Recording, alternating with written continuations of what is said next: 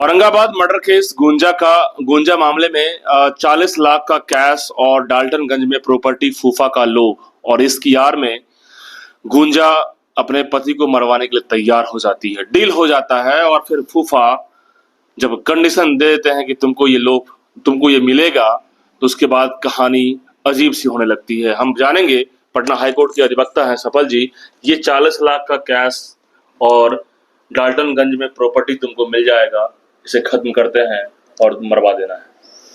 अब देखिए, इसमें ये साबित हो रहा है कि आज के डेट में जो हमारे पूर्वज संस्कार बना के गए हैं कि पति पत्नी के रिश्ते जो होते हैं उससे बड़े रिश्ते कुछ नहीं होते हैं एक पति और पत्नी के लिए, उस रिश्ते को भी किस तरह शर्मसार किया जा रहा है। एक कैसा युग आ गया है कि अब पैसे के लालच के लिए, जमीन के लालच के लिए एक पत्नी भी अपने पति को मरवा देती है, जिस पति के लिए वो पूरे जीवन एक ख्वाब सजा के रखती है कि मेरा पति आएगा। अब आप इसी से अनुमान लगा सकते हैं कि ये युग, जिस युग में हम लोग जी रहे हैं, एक क्या मॉडर्न हम लोग कर रहे हैं कि मॉडर्न युग बनते जा रहा है। आज के डेट में इस युग में तो हमारे फॉरेन कंट्री में कल्चर नहीं है, जो हमारे देश में इस तरह का कल्चर डेवलप हो गया है कि लालच और पैसे की एक इस कदर खेल शुरू हो गया है कि पत्नी भी पति को मरवा रही है, पति भी पत्नी को मरवा रहा है, बाप बेटा को मार रहा है। इससे साबित हो रहा है कि हम उस तमाम देशों से भी पीछे चले जा गए हैं जिस देशों में मॉडर्न कल्चर माना जाता था कि वहां से हमने अंगीकृत किया है, हमने लिया है। उस देश में भी इस तरह के गंदे हालत नहीं हुए होंगे जिस तरह हमारे देश में हो रहे हैं, हमारे राज्य में हो रहे हैं। तो अब इससे आप अनुमान लगा सकते हैं कि फिर हम कहां जा रहे हैं, किस ओर जा रहे हैं। प्रॉपर्टी का ऐसा खेल सोनम रघुवंशी में भी वही था कि राजा रघुवंशी के प्रॉपर्टी के खेल में इतना बड़ा मर्डर का साजिश किया गया, वो भी खतरनाक तरीके से। यहाँ भी वही खेल निकल के आया और मुझे भी लग रहा था कि ऐसे कोई मर्डर की बात नहीं हो सकती है। ठीक है भैया, शारीरिक संबंध जो गलत यहाँ पे हुआ ही, रिश्ते तार तो हुए ही है। रिश्ते तार करने में कोर्ट तो कुछ नहीं कर पाता है, लेकिन जब मर्डर की बात आती है तो दोनों को उम्र कैद की बातें निकल के अब आ रही है। लेकिन इस पूरे पहलू में प्रॉपर्टी का खेल ऐसा है कि प्रियांशु बलि चढ़ जाता है। इस प्रॉपर्टी के खेल में गुंजा और उस फूफा जो फरार चल रहा है, उसके अब क्या क्या भुगतना पड़ेगा सफल जी। देखिए, कोर्ट तो इन लोग को सजा देगी ही देगी। इस तरह की घटना में कोर्ट जो है, हम ये मांग करेंगे कि स्पीडी ट्रायल चलाया जाए। सबसे पहले वो जो जीवन सिंह है उसकी अरेस्टिंग किया जाए, वो कहीं भी छुपा हो, पुलिस उस पे जो है स्पेशल टास्क फोर्स की गठन करे और उसे जल्द से जल्द अरेस्ट करे।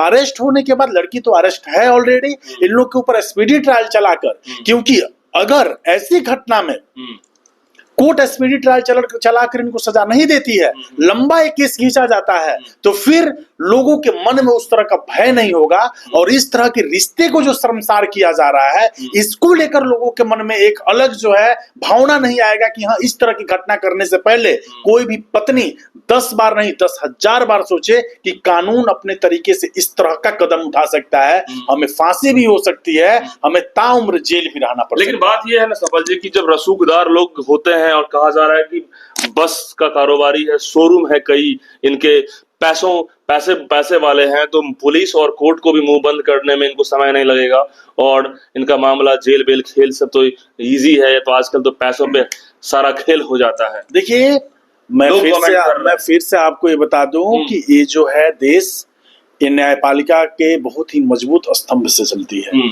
और न्यायपालिका को खरीदना किसी की औकात की बात नहीं है।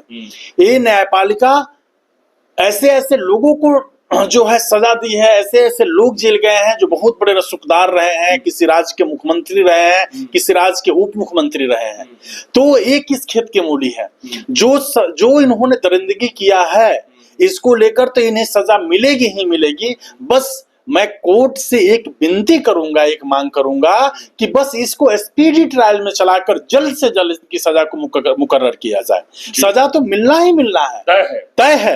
बट उस सजा को देने में जो लेट लतीफा लगता है, उसको ना करके इन्हें स्पीडी ट्रायल के माध्यम से 3 महीने के अंदर एक ऐसी सजा सुनाई जाए जो कि लोगों के मन में दहशत फैल क्या जाए। क्या हो सकता है स्पीडी ट्रायल? देखिए, स्पीडी ट्रायल में कोई भी चीज, चार्जशीट से लेके हर चीज पुलिस जल्दी सबमिट करती है। कोर्ट में जो भी इनकी गवाही वगैरह होती है, ट्रायल शुरू हो जाती है, उसकी गवाही जल्दी जल्दी हो जाती है और उसके आधार पे जो हमारे माननीय न्यायमूर्ति होते हैं उनको फैसला सुनाते हैं।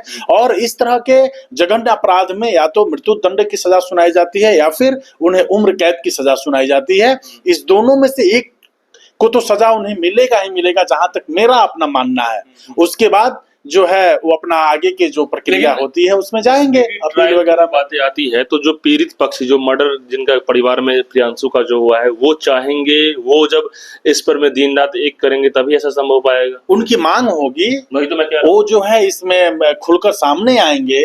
वहां के जो है अपने लर्नड काउंसिल अधिवक्ता से इसकी मांग करने की कोशिश कहेंगे, वहां के एसपी से वो मिलेंगे, उन्हें इस बात के लिए वो आवेदन देंगे कि इस तरह की घटनाएं में आप इस तरह तत्परता से जो है कोर्ट से ये मांग करें कि इसमें स्पीडी ट्रायल चलाया जाए। ये तो अब उनके कोई भी पटिशनर जो होता है जिसके घर पे घटना होती है वो कितना एक्टिव है, इस पे भी डिपेंड करती है। बिल्कुल बिल्कुल। तो देखिए, बिल्कुल ये क्लियर है कि सजा तो होगी ही, उम्र कैद होगी या फिर सजाए मौत की बात जब आती है तो सजा तो होना तय है। लेकिन बात आता है कि यदि कोई पैसा वाला भी है, कोई थाना पुलिस को कहता है कि हम देख लेंगे, और कोर्ट में भी कहता है कि कोर्ट तो आजकल सब डील हो जाता है बंद दरवाजे में, तो सवाल उठ जाता है कि ऐसे में यदि जिनके घर का चिराग बुझा है, प्रियांशु जिसका घर का चला गया, वो कितना ज्यादा एक्टिव होकर के इस पर ट्रायल की मांग करने की बात करेंगे, उनके जो वकील होंगे वो क्या